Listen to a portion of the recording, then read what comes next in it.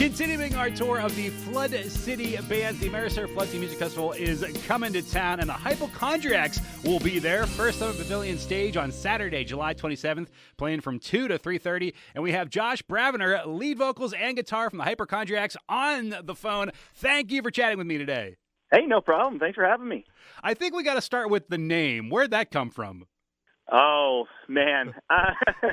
It was actually started out as a joke.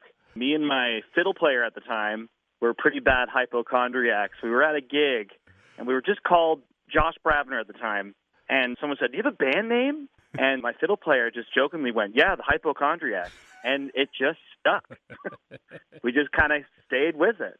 Well, I could say it is memorable. I could say that. Yeah. Hard to spell, but that's all right.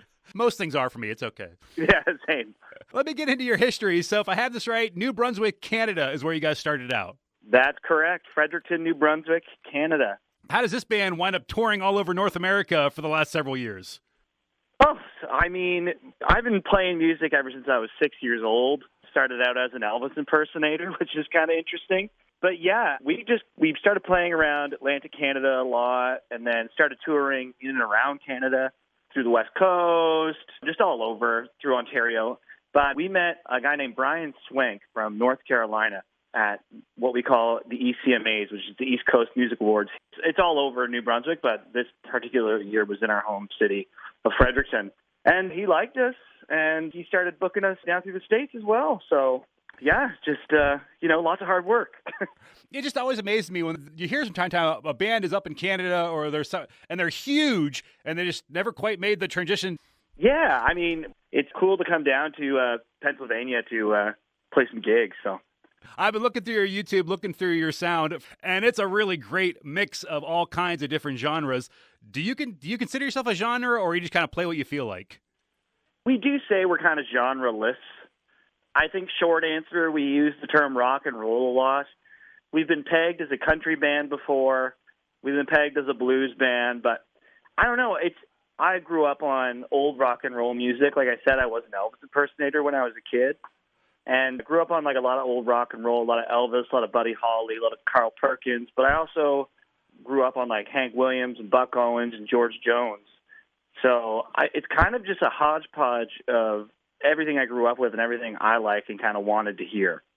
Kind of this generation, probably the previous one of musicians, I think we grew up with a lot of different styles of music on all forms. So it all kind of comes out whenever you perform music that we all like a little bit of everything. So when you're a musician, I'm not, you are, it all kind of comes out in the wash.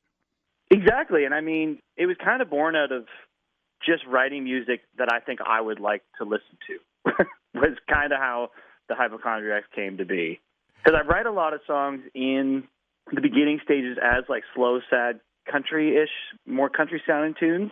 But then when it kind of gets put into the machine, as we call it, the hypochondriac machine, it usually comes out as something completely different with the hive mind, for sure. I'm always fascinated with how bands kind of work together to work on a style, and like, the bass player says, "How about this?" and the drummer says, "How about this?" and then you all kind of have to like agree to it at some point and say, "That's what it is." What is that process like for a 6-piece band? It can be complicated, but it's more fun than anything.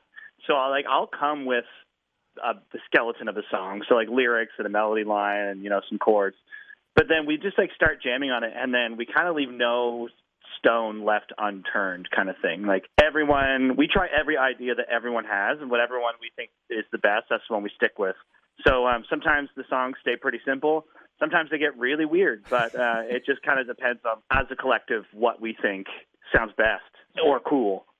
It's a very democratic process. Absolutely. And you're actually no stranger to Johnstown or this venue. You played here last summer, the Highmark Blue Cross Blue Shield free concert series. We loved it. It was a great crowd. I remember it was just pouring rain, but people came out. People seemed to really enjoy it. And, we got to meet Shelley, and Shelley's like our new godmother of the United States. So we had a really good time. We're super excited to come back. We're just so honored to be asked back. We can't suck that bad. You know what I mean? So, well, having known Shelley for many years, I could say that when she gets excited about a band, she gets excited about a band. And it's great. We stayed in contact all year long. We talk all the time. So it's nice that not only she likes us, but we made a friend through it as well. Unbelievable. So how can people find out more about your band? Website, social media, all that stuff? Yeah, we're on all forms of social media. You can look us up on Facebook, Instagram, YouTube, Spotify, Apple Music. Wherever you get your media, we are there. Either under the Hypochondriacs or Josh Bravener and the Hypochondriacs.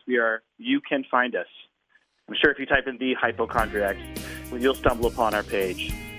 They are coming to town Saturday, July 27th, 2 to 3:30, First Pavilion Stage at the Ameriserv Flood City Music Festival. Just another great act that we cannot wait to see live. Man, thank you for taking the time to chat with us, and we cannot wait for this festival. Hey, man, I can't wait to come down. I'm really looking forward to it. Let's just pray for the band.